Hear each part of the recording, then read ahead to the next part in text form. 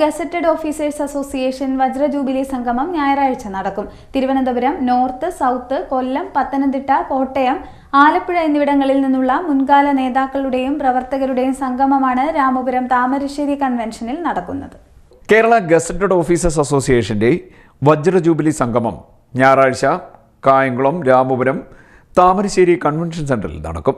October 5-ാം തീയതി KGOയുടെ ദക്ഷിണ മേഖല വജ്ര ജൂബിലിയോടനുബന്ധിച്ചിട്ടുള്ള ഒരു വലിയ സംഗമം കായംകുളത്ത് നമ്മുടെ താമരശ്ശേരി ഓഡിറ്റോറിയത്തിൽ വെച്ച് നടത്തുകയാണ്. അതിൻ്റെ മുന്നൊരുക്ക പരിപാടികളൊക്കെ ധാരാളം പല സമയങ്ങളിലായിട്ട് നടത്തുകയുണ്ടായിട്ടുണ്ട്.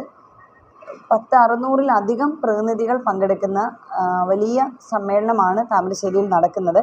അതിൽ ഏറ്റവും വലിയ പ്രത്യേകത എന്ന് പറഞ്ഞാൽ മുൻകാല നേതാക്കന്മാരെ, നമ്മുടെ ഏത് സംഘടനയുടെയും നട്ടെല്ലെന്ന് പറഞ്ഞാൽ അത് രൂപീകരിച്ച സമയം മുതലുള്ള ധാരാളം മനുഷ്യരാണ്. കുറേ പേര് നമ്മളെ വിട്ടുപോയിട്ടുണ്ടാവാം, കുറേ പേര് നമ്മളോടൊപ്പം സഞ്ചരിക്കുന്നുണ്ടാവാം, ഇപ്പം അടുത്ത് റിട്ടയർഡ് ആയിട്ടുള്ളവരുണ്ടാവാം.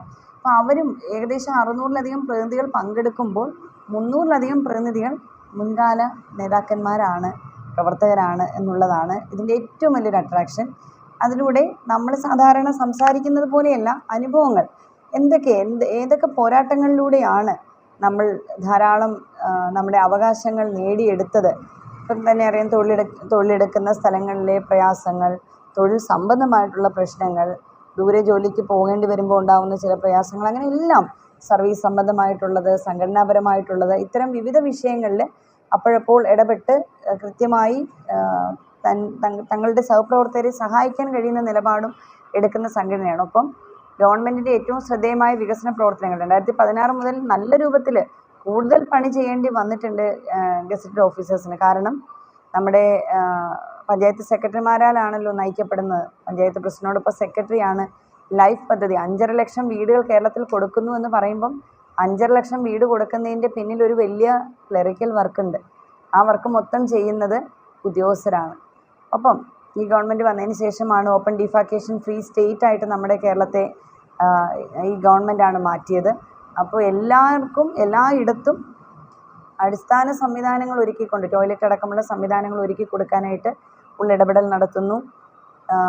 വിദ്യാഭ്യാസ മേഖലയിൽ നമുക്കറിയാം, പുതിയതായിട്ട് അധ്യാപകരുടെ നേതൃത്വത്തിൽ തന്നെയാണ് ധാരാളം വികസന പ്രവർത്തനങ്ങൾ ഓരോ സ്കൂളുകളിലും നടക്കുകയാണ്.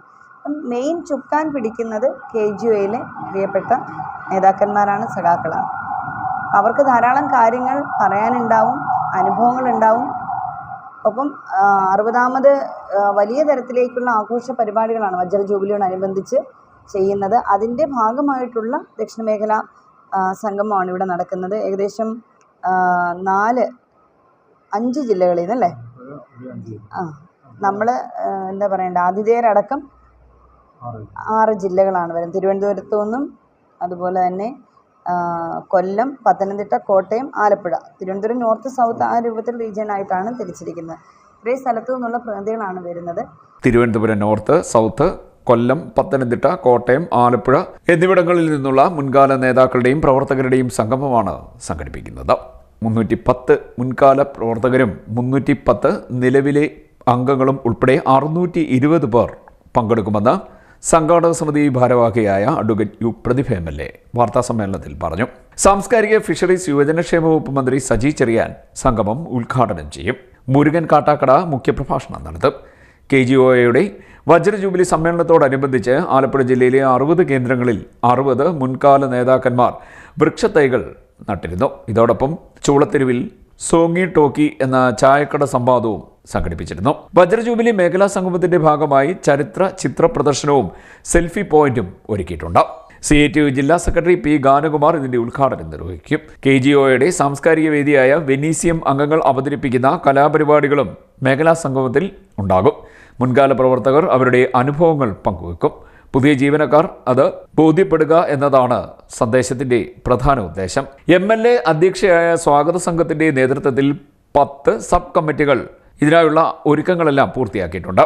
വാർത്താ സമ്മേളനത്തിൽ അഡ്വക്കേറ്റ് പ്രതിഭ MLAയോടൊപ്പം സ്വാഗത സംഘം ജനറൽ കൺവീനർ CK ഷിബു, സംഘടനയുടെ സംസ്ഥാന vice president doctor Siji Somarajan, സംസ്ഥാന കമ്മിറ്റി അംഗം R. രാജീവ്, ജില്ലാ സെക്രട്ടറി J. പ്രശാന്ത് ബാബു, ജില്ലാ president Reni Sebastian, publicity committee chairman Ramesh Gopinath, convener S. Rajalakshmi, സ്വാഗത സംഘം ജോയിന്റ് കൺവീനർ P. ബാബു എന്നിവർ പങ്കെടുത്തു. CDNet news Kayamkulam.